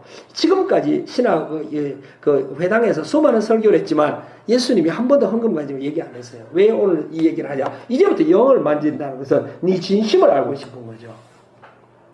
자, 하나님은 모세에게 이렇게 얘기해요. 너는 주 하나님을 사랑하는데 네 마음과 혼과 영을 힘을 다해서 사랑하라 이런 얘기를 하는 거예요. 그 영어로 뭐 all이라고 세 번이나 all 전부를 더해서 정말 all-in 하는지를 알고 싶은 거예요. 정말 하나님을 all-in해서 사랑하는지를 알고 싶은 거죠. all-in해서 사랑하지 않는다는 것은 우리가 다른 것을 의지한다는 뜻입니다. 무엇을 의지하냐? 부자는 왜 all-in 하지 없어? 모든 것을 헌금하지 못했냐? 돈을 믿었죠. 이 여자는 전 재산이 2렙돈인데 그걸 갖다 바쳤어요. 하나님을 믿었죠. 이걸 갖다 헌금하면 내일 당장 굶어 죽는데 그거 어떻게 할 수 있는가? 하나님을 믿을 수밖에 없는 그런 얘기를 하고 있는 거죠. 그래서 예수님이 말하죠. 이 여자의 헌금이 모든 사람보다 크다는 거예요. 전심이었다. 이제 제자들이 5절에 보면은 이 성전 미문에 갔습니다. 예루살렘의 성전을 보면 엄청난 돌과 엄청난 그 건물을 보면서 이 위대함을 자랑을 했어요. 예수님 뭐라 하죠? 이것은 다 없어질 것이다. 다시 말해서 네가 보는 것을 믿지 마라. 네가 보는 것을 의지하지 마라. 돌이 크고 빌딩이 크고 건물이 크다고 위대한 것이 아니다는 것을 이런 건 다 어느 날 사라진다는 거예요. 네 인생의 개인적 종말, 즉 죽음이 왔을 때 이게 의미가 없고 세계적 종말, 세대적 종말, 예수님이 다시 왔을 때 이거 다 사라진다는 것을 얘기하는 거죠. 그러면 우리가 그걸 위해서 뭘 좀 준비해야 되는가 하는 것은 예수님이 이제 말세에 이야기를 합니다. 말세가 오면 무엇을 해야 되는가? 첫 번째는 예수님을 잘 알아야 돼요. 왜냐? 속이는 사람이 온다는 겁니다. 속이는 사람이 바보가 아닙니다. 아는 사람을 속이는 건 없어요. 모르는 사람을 속인다는 거죠. 그 얘기는 우리가 성경을 모르기 때문에 속일 수가 있다는 거죠. 성경을 깨알같이 알고 있으면 누가 우리를 속이겠어요. 두 번째 어떻게 하죠? 핍박이 온다는 겁니다. 왜 핍박이 오죠? 우리 때문이 아니라는 거죠. 예수님 때문에 우리에게 핍박이 오지만 예수님은 우리를 지킨다고 얘기를 합니다. 그죠? 세 번째 뭐죠? 전쟁과 재앙이 옵니다. 그 하늘의 권능이 흔들려서 별이 떨어지고 엄청난 일이 발생할 거예요. 실제로. 왜냐하면 이 멸망이라는 게 오거든요. 그죠? 그러면 우리가 뭘 해야 되죠? 울고 겁내고 토굴에 숨어 있어야 되죠? 아닙니다. 거기 보면 21장 28절을 보세요. 이런 일이 되기를 시작하거든. 일어나 머리를 들라 너희 속량이 가까웠다. 얘기는 뭐냐면 이제 하나님의 인자가 올 때가 됐다는 거예요. 그러니까 아주 이런 희귀 명랑하고 아주 세대적으로 말세가 왔다고 해서 날짜를 꼽지 말고 고개를 들고 하늘을 보라는 거예요. 하나님 나라 이제 올 때가 됐구나. 이렇게 기대해야 되는 거지. 흰 옷 입고 저 뒷동산에 가서 줄 서 있는다고 되는 것이 아니라는 것을 얘기하는 겁니다. 그래서 예수님이 뭐라고 합니까? 31절에 얘기하기 이와 같이 너희가 이런 일이 일어난 것을 보거든 하나님 나라가 가까이인 줄 알라. 그럼 하나님 나라가 가까이 왔다는 걸 우리가 뭘 해야 되나? 34절에 보세요. 너희는 스스로 조심하라. 그렇지 않으면 방탕함과 술 취함과 생활의 염려로 마음이 둔하여지고 뜻밖의 그날이 뜻과 같이 너희에게 이 말이야. 뭐냐? 우리가 조심하지 않는다면 뭘 조심해야 되죠? 방탕함. 방탕이 뭐냐면 생활이 너무 즐긴다는 거죠. 말하자면 일이 너무 잘 돼가지고 너무 재밌어가지고 이 하나님 나라에 관심을 안 가질 때 갑자기 하나님 나라가 온다는 거예요. 두 번째 술 취함. 세상에 너무 고롭고 괴롭아가지고 막 술 먹고 다 잊어버리고 싶은 사람. 이 사람은 감각이 없죠. 세 번째는 아이고야 내일 못 먹고 살지. 생활의 문제가 너무너무 무거워. 마음이 무거워지는 거예요. 마음이 둔해지는 거예요. 이런 사람에게 하나님 나라가 원대를 깨닫지 못하는 거예요.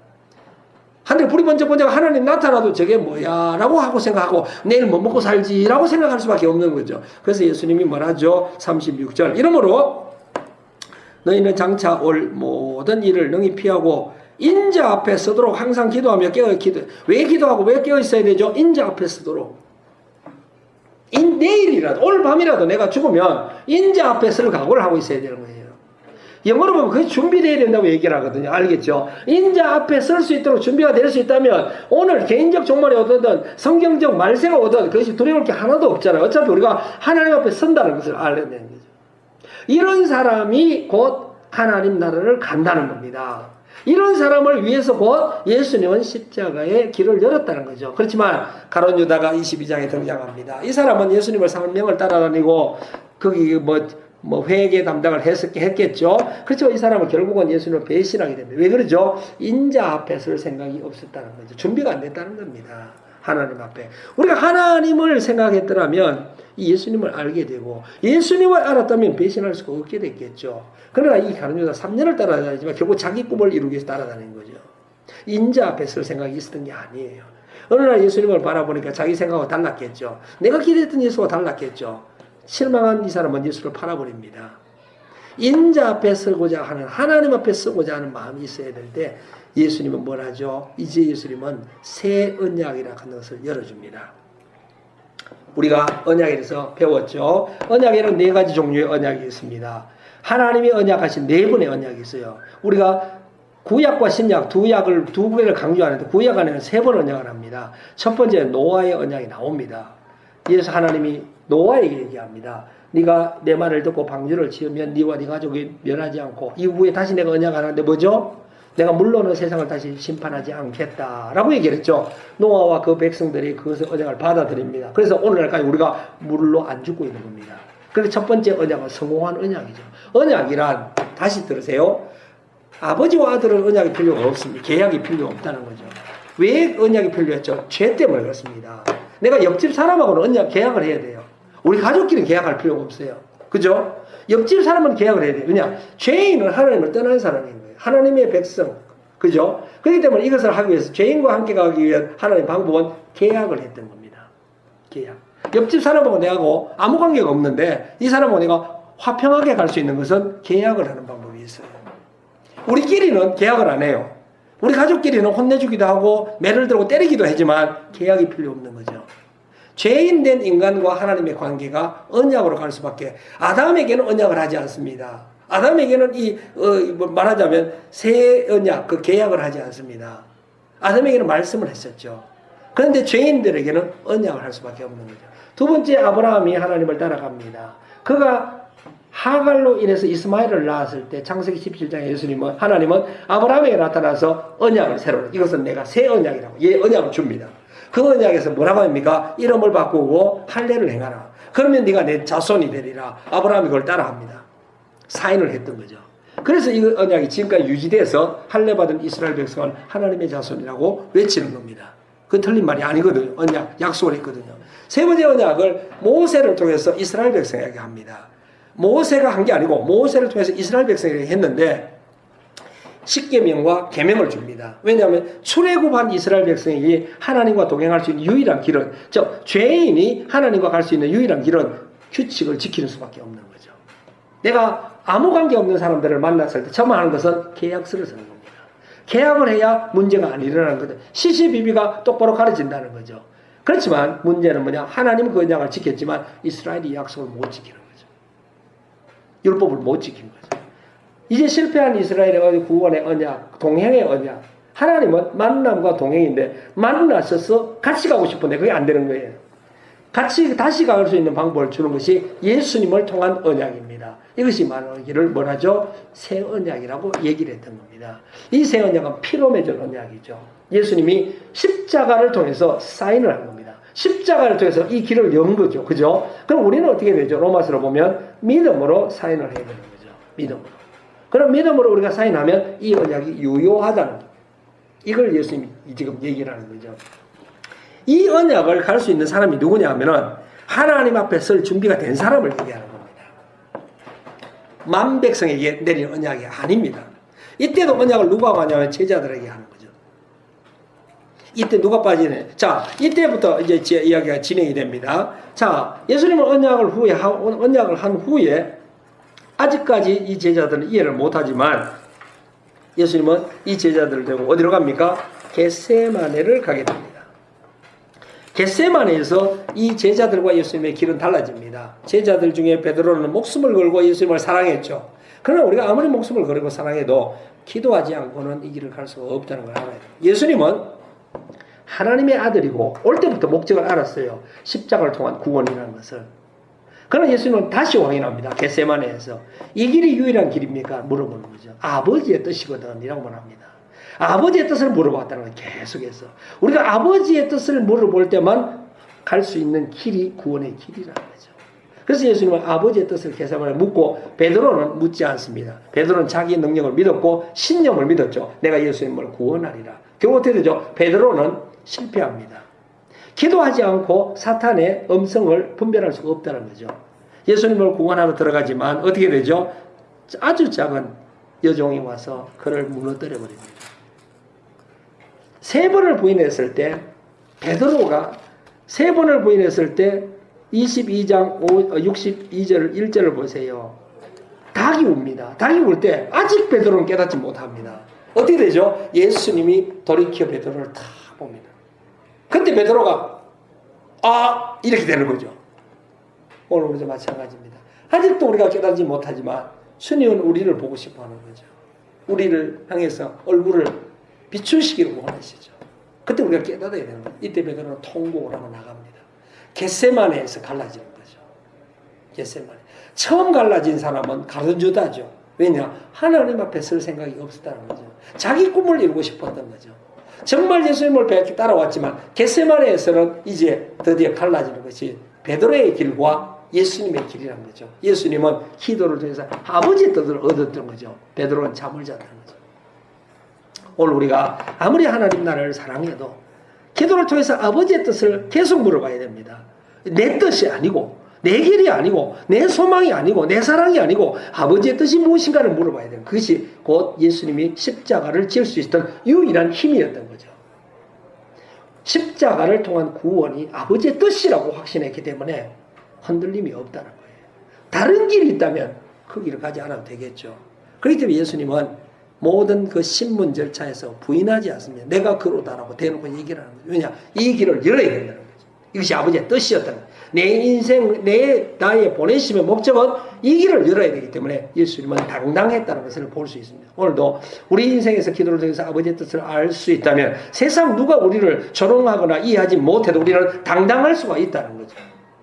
선교사로서 우리는 당당해야 되는 겁니다. 인생의 실패가 아니고 하나님의 놀라우신 부르심 안에서 우리가 아버지의 뜻 안에서 와 있다는 것을 당당하게 믿을 수 있어야 되는 거죠. 이제 예수님이 십자가를 갑니다. 23장의 십자가 이야기를 우리가 많이 들어봤죠. 이 십자가 이야기에서 누가복음은 예수가 어떻게 십자가에 못 박혔나에 초점을 맞추지 않습니다.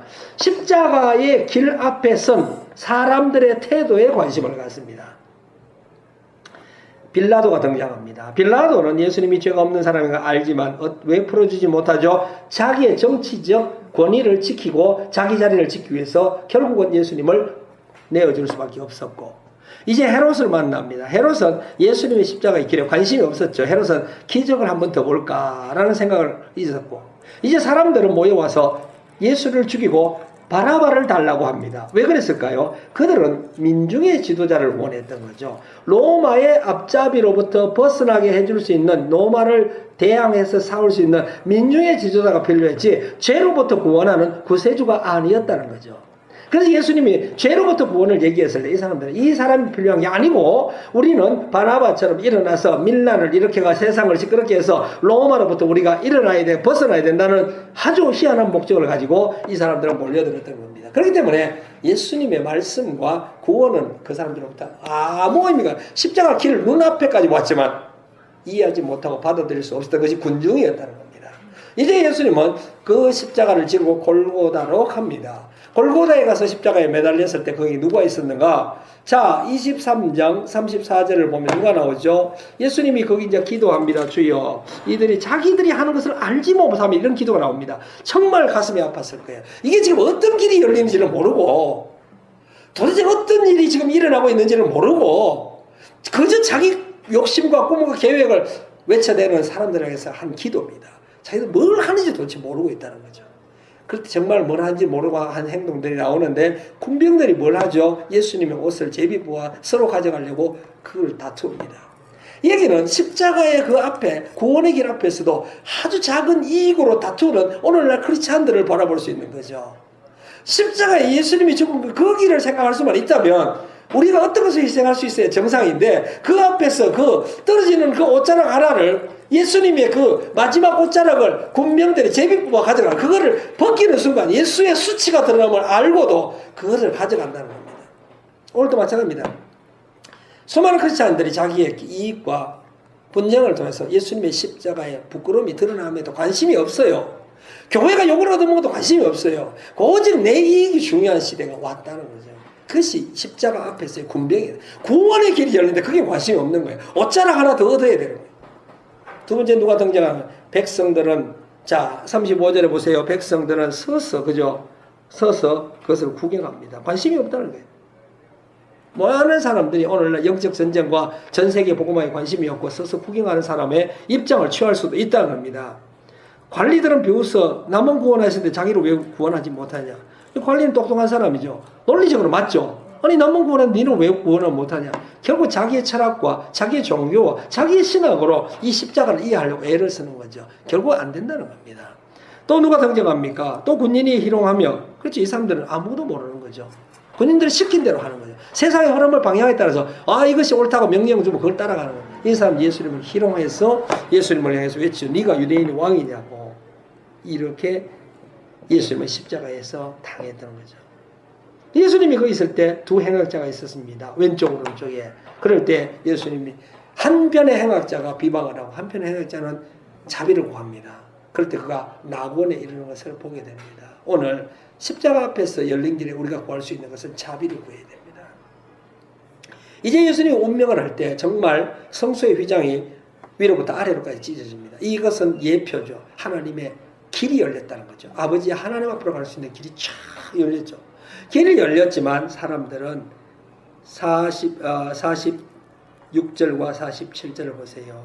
이제 예수님은 그 성소의 휘장이 열리면서 다 열렸을 때 한 사람 백부장이 예수를 알아봅니다. 이는 정녕 의인이라는 표현을 쓰는데 이유가 뭐냐? 백부장은 예수님 앞에 가장 가까이 있었고 그 피를 보았고 그 기도를 들었던 사람이죠. 오늘날 그 피를 기억하고 그 소망의 기도를 들은 사람은 하나님을 볼 수 있다는 거죠. 그러나 무서워서 멀리 서서 저 멀리 있는 십자가를 멀리서 보면서 들려오는 음성을 상상하면서 눈을 감고 있으면 두려움밖에 안 온다는 거죠. 십자가는 두려움이 아닌데 오늘 세상이 십자가를 두려움으로 만들었잖아요.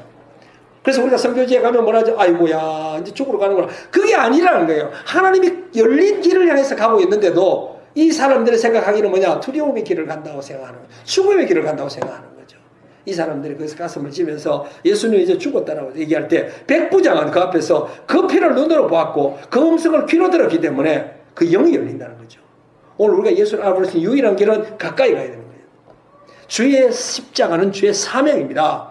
그걸 생각하고 계획하고 계산하지 말고 그게 가까이 가야 되는 거예요. 가까이 가면 두려움이 사라지게 돼 있다는 거죠. 그렇지만 48절을 보면 이를 구경하다 모인 많은 사람들이 가슴을 치며 돌아갑니다. 예수를 아는 사람들도 갈릴리에 따라온 사람도 멀리 서서 이 길을 봤다. 멀리 섰다는 것은 육신의 멀리와 마음의 멀리가 합쳐져 있다는 겁니다. 마음이 가까이 있으면 육신이 멀리 있을 수가 없잖아요. 그 얘기는 똑같은 얘기입니다. 오늘 우리가 주 앞에 가까이 가야 되는 거죠. 아리마대 요셉이 예수님의 시체를 가져가는데 이 사람이 누구였냐 하면은 51절을 보세요. 하나님 나라를 기다리는 사람이라는 거죠. 우리가 하나님 나라를 기다릴 수 있다면 주님 앞에 갈 수가 있다는 거죠. 이제 예수님은 이렇게 해서 십자가에 못 박혀 돌아가시고 이제 안치가 되는 거죠. 그런데 24장에 보면 이 여자들이 이제 예수님을 찾아갑니다. 왜 가죠? 예수님이 십자가에 못 박혀 죽었기 때문에 무덤이 있어야 정상이죠. 왜 그렇게 생각하죠? 예수님의 말씀을 기억하지 못했기 때문에 그런 거예요. 자기들의 개념으로 예수는 십자가에 있으면 이제는 무덤에 있어야 되는 거예요. 무덤에. 그래서 천사들이 나타나 어찌하여 살아있는 자를 죽은 자 가운데 찾느라 라고 5절에 이 얘기는 오늘 우리가 예수가 어디 있습니까? 십자가 예수를 보면 죽은 예수를 찾는 것이고 말씀을 기억하면 살아있는 예수를 찾는다는 거죠. 오늘 약속한 말씀대로 가면 살아계신 예수를 만난다는 뜻입니다. 계속해서 얘기를 합니다. 여기 계시지 아니하고 살아나셨느냐 갈릴리에 계실 때 너에게 어떻게 말씀하시 기억하라. 예수를 부활을 믿는 것이 아닙니다. 부활은 믿든 안 믿든 부활하신 거예요. 부활을 경험할 수 있고 부활을 누릴 수 있는 것은 말씀을 기억해라. 기억하면 그 길을 갈 수가 있다는 거죠. 이제 예수님의 그 여자들이 말입니다. 8절에 보면 그들이 예수님의 말씀을 기억하고 이제 기억이 난 거예요. 그 하신 말. 그 이제 무덤을 떠납니다. 예수의 말씀을 기억하지 못하면 아직도 무덤에 앉아서 울고 있어야 정상인 거예요. 그건 예수가 없기 때문에.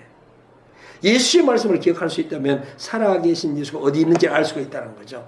왜냐하면 예수님은 내가 어디로 갈 것인가를 방향을 결정해 줬죠. 가라 세상으로.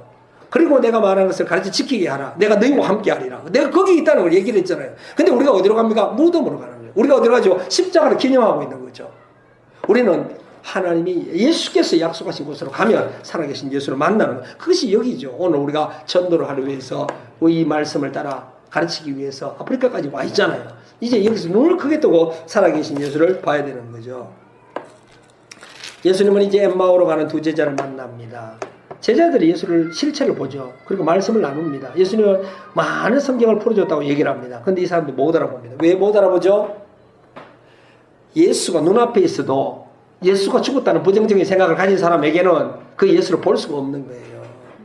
엠마오의 제자들은 이미 예수가 죽었기 때문에 예루살렘을 떠나서 엠마오 집으로 가고 있었기 때문에 부활하신 예수가 올리라는 상상을 못하는 거죠. 근데 부활한 예수가 눈앞에 있어도 헤어스타일도 똑같고 옷이 다 똑같아도 닮긴 닮았는데 예수가 돌아올 리는 없고 부정적인 생각은 눈을 가린다는 겁니다. 오늘 우리도 이 믿음의 길을 가는데 가장 무서운 것은 부정적인 생각이 눈을 가렸을 때 아무것도 볼 수 없고 살아계신 예수가 눈앞에 있어도 볼 수 없는 것이 부정적인 생각으로 인해서 가린 눈이라는 겁니다. 무서운 얘기죠. 백날 믿어도 소용없고 이 제자들이 그 72명을 파송했을 때 혹은 12명을 파송했을 때 가서 경험했던 사람이잖아요. 그러나 예수가 죽었을 때 뭐라고 생각했죠? 경험과 인생의 판단으로 예수는 끝났다고 생각합니다. 부정적인 생각이 가득했을 때 살아계신 예수가 와서 대화를 하고 성경을 가르쳐줘도 예수를 볼 수 없는. 언제 깨닫죠? 예수님이 밥을 먹어서 떼굴 떼고 기도할 때 뭐라 생각했죠? 우리 예수님도 이렇게 했는데 그런 순간 예수를 깨닫는 거예요. 이 얘기를 잘 알아들어야 됩니다. 말씀을 기억해야 예수를 볼 수가 있고 부정적인 생각을 버려야 그가 살아계신 것을 우리가 볼 수 있다는 겁니다. 혹은 그가 행했던 것을 같이 해보면서 그 마음을 얻을 수가 있다는 것입니다. 예수님의 떡을 나눠주면서 기도를 한 걸 보면서 그때가 생각났던 거죠.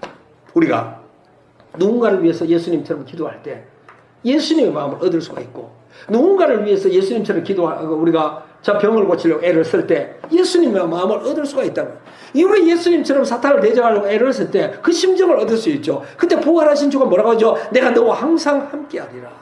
그것이 내가 네 안에 네가 내 안에 있겠다고 얘기했던 겁니다. 나는 내 사랑하는 자, 내 사랑하는 자 누구냐? 내 계명을 지키는 자라고 얘기하죠. 요한복음, 그죠? 네가 내 계명을 지키면 내가 나를 나타내리라 얘기를 하잖아요. 그 얘기는 말씀을 따라가는 자를 얘기하는 거죠. 말씀을 행해보는 자에게 나타나리라고 얘기했기 때문에 그 나타나신 예수님을 볼 수가 있어야 되는 거죠. 그걸 보려면 부정적인 마음을 버려야 되는 거죠. 이제 부활의 예수를 본 엠마오의 제자들은 예루살렘으로 돌아갑니다. 오늘 우리 인생에 사명의 길을 갈 수 있는 유일한 길은 한 가지밖에 없습니다. 내가 가진 인생의 모든 판단으로 가졌던 모든 안 된다는 부정적인 생각과 이 성경은 오직 말씀일 뿐이고 실제가 아니다라는 부정적인 생각, 이원론적 사고를 다 버리고 오직 주님의 그 부활을 보려고 애를 쓰고 그것을 깨닫는 순간 우리는 어디로 갈 수 있죠? 예루살렘을 갈 수가 있죠. 예루살렘을 떠났던 이유는 비전과 소망을 다 잊어버리고 두려움이 가득 찼기 때문에 떠났죠. 그런데 이제 소망을 가진 이 제자들은 예루살렘을 갈 수 있다는 거죠. 예루살렘에 가서 이 엠마오의 제자들을 선포한 것은 과연 그가 살아나셨다라고 선포했던 겁니다. 오늘 우리가 이런 정인이 돼야 되는 거죠. 그래서 예수님이 식사하는 제자들에게 나타납니다. 그 제자들에게 나타나셔서 이런 말씀을 하십니다. 44절에 보면 또 이르시되 내가 너희와 함께 있을 때 너희에게 말한 바 곧 모세의 율법과 선지자의 글과 시편에 나를 가리켜 기록된 모든 것이 이루어져야 하리라 한 말이 이것이라 하고 그게 다 이루어졌다는 거죠. 그 다음 말은 이에 그들의 마음을 열어 성경을 깨닫게 하시고, 자 들어보세요.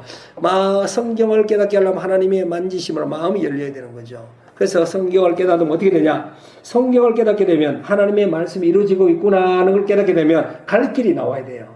그걸 이해하는 것이 끝나는 게 아니고 그걸 통해서 갈 길을 찾아야 되는데 46절 또 이르시되 이같이 그리스도가 고난을 받고 제3일에 죽은 자 가운데서 살아날 것과 또 그의 이름으로 제3을 받게 하는 회개가 예루살렘으로부터 시작하여 모든 족속에게 전파될 것이 기록되었으니 너희는 이 모든 일의 정인이라. 이 얘기는 이제 이 방향이 정의됐다는 거예요. 이미 이 말씀이 예루살렘으로부터 시작해서 전 세계로 가게 돼 있다는 거죠. 그 일에 여러분의 정의냐. 그 얘기는 뭐냐? 여러분이 이 일에 동참을 하게 되시면 하나님이 말씀, 약속, 예수님의 이야기처럼 내가 너와 항상 함께 하리라를 보게 돼 있다는 겁니다. 그 얘기는 우리가 뭘 해야 되죠? 이 성경은 분명히 얘기했죠. 예수님의 이름으로 죄사함을 선포해야 됩니다. 그리고 그걸로 인해서 회개가 일어나야 되고, 그죠? 그 다음에 예수의 부활을 선포하라고 얘기를 하잖아요. 자, 예수의 이름을 선포하지, 능력, 권세, 그죠? 기도를 해야 됩니다. 말씀을 선포해야 됩니다. 그걸로 인해서 회개가 돌아와야 돼요. 서로하고. 그 다음에 부활을 선포해야 돼요. 그가 지금 살아계신다는 걸 선포하는, 그걸 위해서 가라는 거예요. 이걸 가면 내가 너와 함께 하겠다는 뜻을 얘기하는 거예요. 그러면 주를 만나는 것은 무덤을 가면 되는 게 아니고 주께서 이 말을 어디에 선포하고 싶은지를 찾아내야 되는 거죠. 누가 이 말이 지금 필요한가를 찾아내야 되고 그것이 곧 온 세계로 향한 주님의 세계 선교의 목표였다는 거죠. 그렇기 때문에 예수님이 이 말씀을 하실 때에 이게 곧 주님의 비전. 이렇게 산 사람이 누구죠? 베드로였죠. 베드로가 무지무지 참 힘든 사람이었지만 그가 오순절 성령을 받고 뭘 하죠? 예수님의 그 보혈을, 예수님의 십자가를, 예수님의 부활을 선포합니까? 3,000명이 회개하는 역사가 일어나잖아요. 이렇게 간 사람이 누구였죠? 바울이었죠. 바울이 왜 전 세계를 쫓아다녔어요? 거기에 부활의 주가 있었기 때문에 그래요. 갔어. 이렇게 전할 때마다 기적이 일어났고 이렇게 전할 때마다 주의 살아계심을 보았기 때문에 멈출 수 없었던 거죠. 가봤는데 아무것도 없다. 그러면 누가 가겠어요? 집에 돌아가죠. 가보니까 부활의 주를 만났다는 거죠. 그러니까 베드로가 바울이 말입니다. 1, 2, 3, 4차 전도여행을 하게 되거든요. 그가 한 번 휙 돌고 와서 엔데오에 와가지고 거리나 쓰고 앉아있으면 됐겠지만 또 가죠. 왜 또 가죠? 그것이 너무 익사이팅하기 때문에 그래요. 그것이 너무나 놀랍기 때문에 더 큰 부활을 보고 싶은 거죠. 부활의 능력을, 주의 능력을, 예수의 이름의 능력을, 그죠? 멈출 수 없는 걸음을 가게 되면 죽을 때까지 가는 거죠. 왜냐하면 더 큰 하나님을 봤거든요. 이런 일이 유니온 비전 미션을 통해서 일어나야 되는 거죠. 우리가 부단히 동서남북을 빠른 걸음으로 돌아다녀야 되고 가는 곳마다 우리가 부활의 주를 선포하며 그 십자가를 선포하며 구원을 선포할 때에 하나님은 우리가 함께 한다는 거예요. 이게 약속이라는 거예요. 이게 정인이라는 거예요. 우리가 이 길을 가야 된다. 그렇기 때문에 이제 유니온 비전 미션 아프리카에서도 선교사를 파송할 기도를 해야 되는 거죠. 왜냐하면 이것이 주께서 주신 방향이고 비전이고 목적이기 때문에 그렇습니다. 그리고 우리가 이걸 이루기 위해서 애를 쓸 때 주님은 길을 여신다는 것을 사도행전을 통해서 우리가 이미 배웠죠. 그렇기 때문에 이 누가복음의 위대함을 봐야 됩니다. 1장에서 10장에서 우리가 주님이 우리의 육을 만졌더라면 11장에서 19장 주님을 우리 혼을 만지고 이제 19장에서 24장에 영을 구원하는 것을 보게 돼요. 전인적 구원이라고 하는 거죠. 전인적 구원. 내 영만 속 구원하는 게 아니고 육부터 혼부터 영까지를 몽땅 하나님 앞으로 드리고자 하는 마음이 곧 십자가를 통해서 하나님의 영광에 이르는 길이라고 로마서는 얘기를 하고 있잖아요. 그래서 이 얘기를 우리가 깊이 생각하고 하나님 나라의 확장을 위해서 오늘도 보다니 애쓰고 힘쓰며 기도하며 꿈꾸며 바라볼 때 이루신다는 것을 우리가 알아야 됩니다. 그래서 우리 목사님하고 모든 분들도 한국에서 여기까지 와서 우리가 선교를 하고 있을 때 이 놀라운 비전의 예수님의 방향 알고 거기에 동참하고 애를 쓰는 심정과 믿음이 충만하기를 바랍니다. 기도하겠습니다.